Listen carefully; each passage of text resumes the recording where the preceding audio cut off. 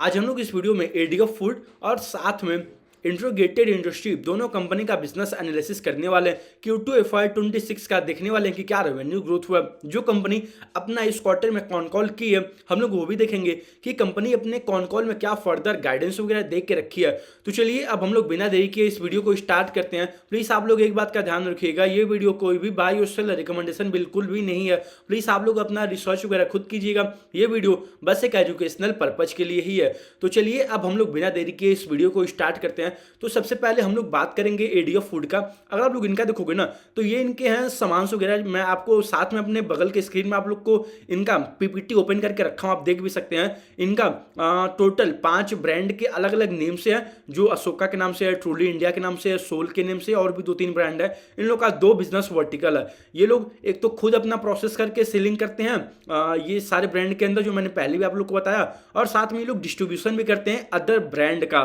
ये रहा ताज, red label, इसका ज़्यादा फोकस ये लोग डिस्ट्रीब्यूशन में करते हैं यूएस में और यूके में। और अगर मैं आप लोग को थोड़ा सा और इन लोग का बिजनेस दिखा दूं कि ये लोग कहाँ पे जाते हैं, इन लोग का वर्टिकल्स वगैरह है, तो अब ये देखो इन लोग के जो पाव भाजी हो गए, ये सब ब्रेड वगैरह हो गए, फिर साथ में इन लोग का आलू पराठा हो गया। अगर आप नीचे देखोगे ना तो ये सब रहे, अगर आप देखोगे तो आलू पराठा हो गया, चटनी वगैरह हो गया, समोसा हो गया।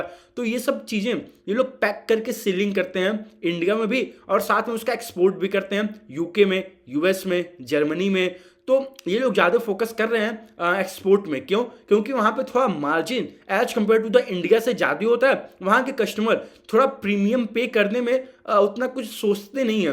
यहाँ पे अगर आप मतलब पैक करके समोसा बेचोगे पैकेट में करके, सेल्फ लाइफ पे रखा हुआ है, तो मतलब कौन बाई करेगा? करेगा, ऐसी बात नहीं है। डिमांड बढ़ रहा है, दिल्ली में भी, बॉम्बे में भी, बेंगलोर में भी, ये सब जगह डिमांड बढ़ रहा है। जहाँ पे लोग ज़्यादा बिजी रहते हैं ना, वहाँ पे नो डाउट डिमांड है। लेकिन जो थोड़ा मतलब टायर 3, टायर 4, टायर 5 में रहता है इंडिया में, उतना वे आई डोंट थिंक मतलब वे पनीर पराठा, आलू पराठा मतलब पैक किया हुआ लेके खाएगा। बहुत ना के बराबर चांस होता है। ये है जो टायर 1 सिटी में ना, बॉम्बे हो गया, ये सब मतलब ये सब जगह में लोग बाइक कर लेंगे, कोई दिक्कत वाली बात नहीं है। लेकिन इसीलिए आप देखोगे कंपनी इंडिया में भी फोकस कर रही है। और ये लोग आईपीएल में भी, आई थिंक ये लोग एड वगैरह चला रहे थे, मैंने इनका आईपीएल में देखा था कि इन लोग का प्रचार वगैरह आ रहा था। तो अगर इन लोग आप देखोगे, कॉन कॉल भी सुनोगे ना, तो कंपनी ज़्यादा फोकस करती है एक्सपोर्ट पे, और कंपनी अपने कॉन कॉल में ज़्यादा बताती है यूएस के, यूके के और जर्मनी के बारे में। और अभी फिलहाल के लिए तो यूएस ने हमारे भारत देश के ऊपर कुछ टैरिफ वगैरह भी लगा रखा है, तो उसकी वजह से प्रॉब्लम्स वगैरह भी आ रहे हैं।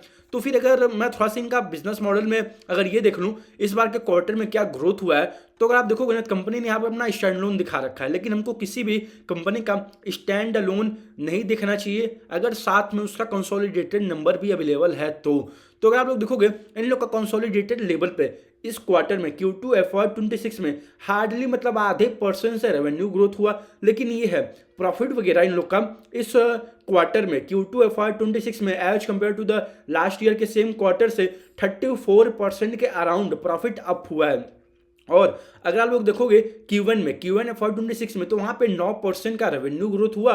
लेकिन वही है, लास्ट 2-3 क्वार्टरों से कंपनी अपना एज सच उतना कुछ रेवेन्यू ग्रोथ वगैरह नहीं दिखा पा रही है फिलहाल के लिए। अगर आप लोग देखोगे कंपनी कुछ यहाँ पे कैपेक्स वगैरह भी कर रही है, जो सूरत में चल रहा है, कुछ इन लोग का प्लांट वगैरह आने वाला है, जहाँ पे ये लोग ready to eat, ready to cook उसको ही बना के फर्दर पैक करके एक्सपोर्ट भी करेंगे और इंडिया में भी सेलिंग करेंगे। ये कंपनी बता रही है कि हम लोग का H2 FY26 में ये पूरा लाइव हो जाएगा। ये देखिए, ये मतलब ऑन द ट्रैक है उसको पूरा ऑपरेट करने के लिए H2 FY26 में। लेकिन वही है, अगर हम लोग अभी फिलहाल के लिए रेवेन्यू ग्रोथ देखें तो मतलब कुछ सच रेवेन्यू ग्रोथ कंपनी का नहीं है। लेकिन यही है, कंपनी ने अपना यहाँ पे एक FY27 का अपना गाइडेंस दे रखा है कि हम लोग FY27 में ना ओवरऑल 1000 करोड़ का अपना मान के चलिए हम लोग रेवेन्यू क्लॉक करना चाहते हैं। यानी कि ये जो ग्रोथ बनता है ना, अभी फिलहाल के लिए अगर आप लोग देखोगे FY25 में जो लास्ट ईयर बीता था, वहां पे हार्डली 590 करोड़ का ओवरऑल टॉप लाइन था कंपनी के लिए। लेकिन कंपनी बता कितना रही है, 1000 करोड़। कब तक? FY27 में। लेकिन प्रॉब्लम बस यही है, अभी फिलहाल के लिए FY26 में कंपनी अपना कुछ गाइडेंस नहीं दे रही है। बता रही है कि हम 2 क्वार्टर लास्ट कुछ ग्रोथ तो नहीं कर पाए, लेकिन हम लोग Q3 और Q4 में भी एज सच कुछ उतना हमसे आप ग्रोथ का उम्मीद मत रखिए। उनका कहने का मतलब ये था, मुझे जहां तक लगा, और मुझे लग भी नहीं रहा है कि अभी 2 क्वार्टर बचा है कुछ ग्रोथ एज सच उतना आएगा। लेकिन वही है, आपको कंपनी को हर एक क्वार्टर में ट्रैक करना पड़ेगा। तभी आप लोग को और बेटर अंडरस्टैंडिंग मिल पाएगा कि कंपनी जो गाइडेंस दे रखी है उसी के मुताबिक जा भी रही है कि नहीं जा रही है। फिलहाल के लिए सबसे बेस्ट एग्जांपल है एडीएफ फूड। इनका गाइडेंस तो बहुत अच्छा है, 1000 करोड़ FY27 में। अगर ये लोग 1000 करोड़ करते हैं ना FY27 में, अगर हम लोग मान के चलें FY26 में ये लोग कुछ ना कुछ करके 650 करोड़ अगर टॉप लाइन कर लें, लेकिन वह ये होगा नहीं होगा हमको नहीं पता, ठीक है। तो ये ग्रोथ जो बनेगा ना, आप लोग मान के चलिए 40% से लेके 50% के बीच में बनेगा FY27 में, ना कि FY26 में। FY26 में तो कुछ ग्रोथ ही नहीं हो रहा है। इस क्वार्टर में ½ % का ग्रोथ हुआ, लास्ट क्वार्टर में 9% का ग्रोथ हुआ, और कंपनी आने वाले 2 क्वार्टर का भी कुछ गाइडेंस नहीं दिया। बस ये बोला हम लोग FY27 में 1000 करोड़ कर लेंगे और हमारा EBITDA मार्जिन भी 18% प्लस ही रहने वाला है। और आप लोग देखोगे लास्ट 2 साल पहले कंपनी का मार्जिन वगैरह ना 20-20% के अराउंड था, लेकिन वही अब थोड़ा मार्जिन भी लोग का कंप्रेस हो रहा है। यहाँ में थोड़ा सा कंपटीशन भी हाई है और कुछ टैरिफ वगैरह भी लगी रहा है, आप देख ही रहे हो। तो उसकी वजह से भी प्रॉब्लम्स वगैरह क्रिएट हो रहे हैं कंपनी के लिए।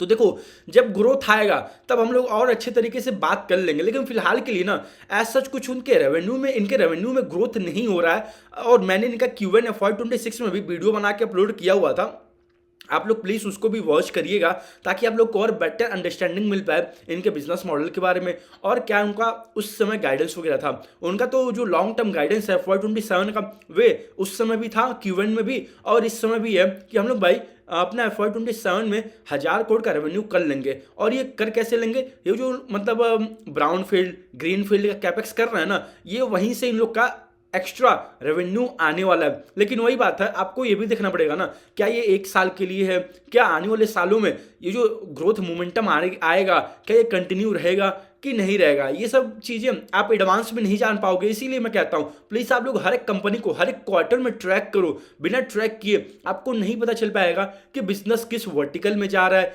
बिजनेस जो अपना गाइडेंस दे रखा है क्या उसी के मुताबिक ग्रो कर भी रहा है कि नहीं कर रहा है।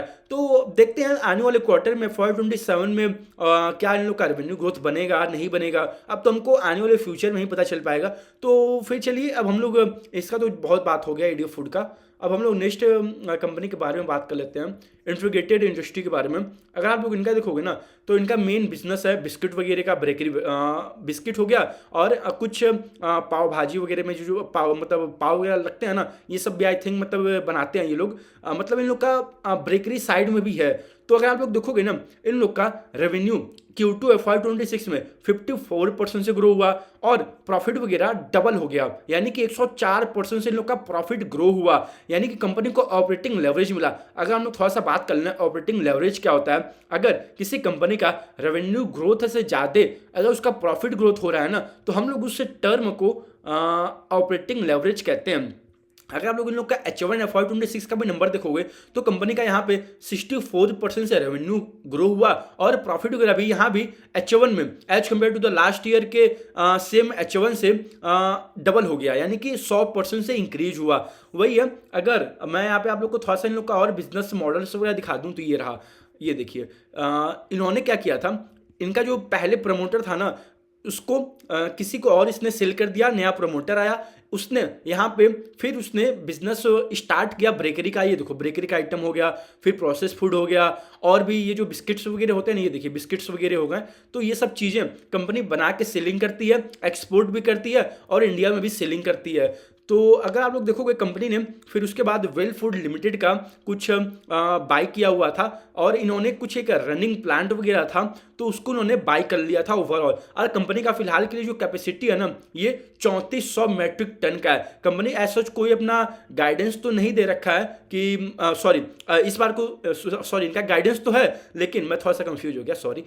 इन लोग का 3400 मेट्रिक टन का ओवरऑल कैपेसिटी है। कंपनी ने इस बार कोई मतलब कॉन कॉल नहीं किया और इन्होंने लास्ट क्वार्टर में भी कोई कॉन कॉल नहीं किया, लेकिन कंपनी ने अपना FY25 खत्म होने के बाद वहां पर उन्होंने अपना कॉन कॉल किया था। तो कंपनी वहाँ बता रही थी कि हम लोग ये जो हमारा 3400 मेट्रिक टन है ना, हम इसको इंक्रीज करके 5000 मेट्रिक टन कर देंगे FY26 एंड होते होते, और हमारा FY26 में रेवेन्यू ग्रोथ जो होगा वे 50% प्लस होगा, और जो हमारा FY27 में जो रेवेन्यू ग्रोथ होगा ना वे 70 से 75% होगा। यानी कि कंपनी का गाइडेंस आप देख रहे हो 50% का रेवेन्यू गाइडेंस है FY26 में, और FY27 में 70 से 75%। और कंपनी का ये जो कैपेसिटी है इसको भी बढ़ा रही है। अभी फिलहाल के लिए 3400 मैट्रिक टन है, इसको बढ़ा के ये लोग 5000 मैट्रिक टन करने वाले हैं।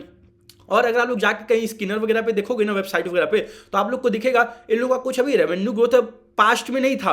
यानी कि इन लोग का जो रेवेन्यू ग्रोथ आना स्टार्ट हुआ ना ये 2024 से स्टार्ट हुआ। क्यों? क्योंकि इन्होंने आप खुद देख लो 2023 से इन्होंने कुछ वेल फूड का इस्टेब्लिश किया था इस कंपनी में। पहले तो नया प्रमोटर आया, इंटीग्रेटेड इंडस्ट्री का एक्वायर किया, पूरा स्टेक वगैरह जितना उसको बाई करना था। फिर उसके बाद उसने वेल फूड का इस्टेब्लिश किया, फिर उन्होंने एक रनिंग प्लांट बाई किया, फिर अब ये लोग उसका कैपेसिटी और बढ़ा के 5000 मैट्रिक टन कर रहे हैं। और गाइडेंस है कि हम लोग FY26 में 50% से ग्रो करेंगे, FY27 में 70 से 75% ग्रो करेंगे। अगर आप लोग थोड़ा सा चेक करोगे कि कंपनी जो गाइडेंस दे रखी है उसके मुताबिक जा रही है कि नहीं जा रही है, तो देखो कंपनी का यहाँ पे मैंने आपको इसीलिए पहले ही दिखा दिया था। ये देखिए 54% से इस क्वार्टर में ग्रो हुआ, H1 में 64% से रेवेन्यू ग्रो हुआ, यानी कि गाइडेंस है 50%। कंपनी ने फर्स्ट हाफ में ग्रो किया 64% से, यानी कि गाइडेंस से ज़्यादा ग्रो किया। लेकिन यहाँ पे मुझे थोड़ा सा यहाँ पे एक इन लोग का कुछ फ्लॉ दिखा, मतलब थोड़ा सा मुझे कुछ निगेटिव दिखा। अगर मैं आप लोग को दिखाऊं 1 सेकंड, ये देखिए कंपनी ने इस बार क्या किया, अपना ओवरसी का और डोमेस्टिक का अपना सेगमेंट वाइज रेवेन्यू पोस्ट किया इस क्वार्टर में। एज सच इन्होंने इसके पहले क्वार्टर्स में कभी पोस्ट नहीं किया था कि हमारा क्या डोमेस्टिक से रेवेन्यू है, नंबर्स वगैरह में बात कर रहा हूँ, ओवरऑल नंबर में, और क्या हमारा ओवरसी से है, क्या हमारा डोमेस्टिक से नंबर है, ये कभी पोस्ट नहीं किया था। तो अगर आप लोग देखोगे ना तो कंपनी यहाँ पे जो अपना पोस्टिंग कर रखी है, FY25 का भी हम लोग बात करते हैं, तो आप देखोगे 112 करोड़ इन लोग का आया था डोमेस्टिक से, और ओवरसी से 650 करोड़ प्लस आया था। और टोटल रेवेन्यू कितना था 765 करोड़ के अराउंड था FY25 में ओवरऑल इन लोग का रेवेन्यू। और उसमें से 650 करोड़ कंपनी ने ओवरसी से किया, यानी कि एक्सपोर्ट से किया। ये एक्सपोर्ट कहाँ हुआ? दुबई में, और भी जहाँ मतलब आसपास के देशों में हुआ। लेकिन डोमेस्टिक से कितना है? 112%। लेकिन अगर आप लोग यहाँ पे इन लोग का कॉन कॉल पढ़ोगे ना तो कंपनी जो बता रही है कि हम लोग का जो बिस्किट का सेलिंग होता है उसमें से 75% रेवेन्यू हमारा डोमेस्टिक से आता है, और जो बचा हम लोग का एक्सपोर्ट होता है। हम लोग तो यही मानेंगे क्योंकि कंपनी बता रही है सीधा कि हम लोग का 75% रेवेन्यू डोमेस्टिक है, उसमें से जो 75% डोमेस्टिक है उसमें से भी 25% हमारा नॉर्थ इंडिया से आता है। तो फिर अगर अब आप लोग थोड़ा सा पे अपना मैथ लगाओगे ना तो मतलब ऐड नहीं हो रहा है जो इन्होंने पहले बता रखा था FY25 के अपने कॉन कॉल में कि हम लोग का 75% डोमेस्टिक से आता है। लेकिन इस बार जो इन्होंने सेगमेंट वाइज रेवेन्यू दिया यहाँ पे डोमेस्टिक से 112 करोड़ है, और एक्सपोर्ट से जो ओवरसी है वे 650 करोड़ प्लस है। यानी कि एक्सपोर्ट आपका कितना है 80 से 85% है, लेकिन आपका डोमेस्टिक कितना है हार्डली 10 से 15% के बीच में है। तो मतलब वही मैथ नहीं ऐड हो रहा है। लेकिन वही है, कंपनी यहाँ पे बता रही है कि हम लोग का बिस्किट से है, यानी बिस्किट का जो सेलिंग है वे 75% डोमेस्टिक है। तो वही है, अब इन लोग का जो ब्रेकरी साइड में भी है ना, इन्होंने कुछ अपना पूरा लिस्ट अच्छे तरीके से ब्रेक डाउन करके नहीं दिया। तो मुझे वही थोड़ा सा डाउट आ रहा है कि वे जो बिस्किट वाला है क्या ये इसमें पूरा इंक्लूडेड पूरा है आपका कि कैसे है। थोड़ा सा और इन लोग का अगर कॉन कॉल होता ना तो हम वहाँ पे बात कर सकते थे मैनेजमेंट से कि भाई आप थोड़ा सा इसको और मतलब बताओ, आप जो इन लोग का चीज़ें हैं इसको और थोड़ा अच्छे तरीके से साफ करो। मुझे थोड़ा सा ये डाउट आ रहा है क्योंकि डोमेस्टिक से आपका 112 करोड़ हुआ FY25 में, और ओवरसीज से कितना हुआ 650 करोड़ हुआ। और आपका ये जो कॉन कॉल था ये FY25 के एंड में ही हुआ था। आपने वहां पे अपना FY25 का ही बताया हुआ था कि हमारा 75% डोमेस्टिक से आता है और जो रिमेनिंग बचा हुए एक्सपोर्ट से आता है। तो एज अ इन्वेस्टर या फिर एज अ एनालिस्ट हम लोग क्या देखेंगे? हम लोग तो यही देखेंगे ना। आपने यहाँ पे ये जरूर बताया कि इंडिया से मतलब इंडिया में जो बिस्किट सेल है तो बिस्किट सेल का आपका कितना है और बेकरी का कितना है, ये सब आपने ब्रेकडाउन तो कुछ ऐसा उतना दिया नहीं।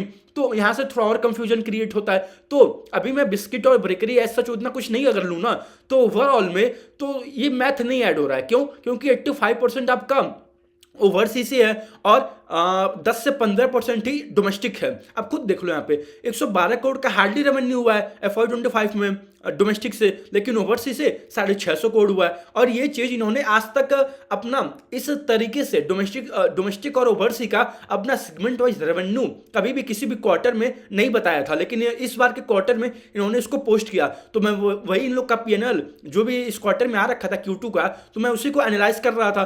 तो फिर मुझे एक बैक क्लिक हुआ कि इन्होंने FY25 के कॉन कॉल में ये बताया था कि डोमेस्टिक से तो हमारा 75% है, लेकिन यहाँ तो उल्टा हो रहा है, मतलब 10-15% का ही हार्डली डोमेस्टिक है। लेकिन वही एक चीज मुझे लग रहा है, हो सकता है मे बी, या फिर मे बी नहीं भी हो सकता है, मे बी मैं यहाँ पे कुछ ज्यादा ही सोच रहा हूँ, या फिर मे बी मैं यहाँ पे गलत भी हो सकता हूँ। ठीक है, आप लोग खुद देखो, कंपनी बता रही है कि बिस्किट सेल, तो क्या पता ये जो 112 करोड़ है ये इसमें कुछ बिस्किट का बस सेलिंग वगैरह का ही कंपनी बता रही हो, कुछ और अपना जो बेकरी वगैरह का सामान है उसको लेके ना बता रही हो। लेकिन वही है, कंपनी को हर एक चीज थोड़ा क्लियर बतानी चाहिए, तो फिर किसी भी इन्वेस्टर के लिए, किसी भी एनालिस्ट के लिए थोड़ा ईजी हो जाता है चीजों को देखना। आपने बिस्किट का तो बता दिया था कि हमारा 75% डोमेस्टिक से आता है, लेकिन अगर आपका और भी कुछ उसमें वर्टिकल है, बेकरी का जो भी पाव वगैरह से भी और आता है, तो आपको बताना चाहिए था ना अच्छे तरीके से। लेकिन वही है, अगर हम लोग ओवरऑल देखें तो मैथ थोड़ा सा ऐड ऑन नहीं हो रहा है इस कंपनी के लिए। मे बी मैं कुछ ज्यादा ही सोच रहा हूं, तो अब देखते हैं,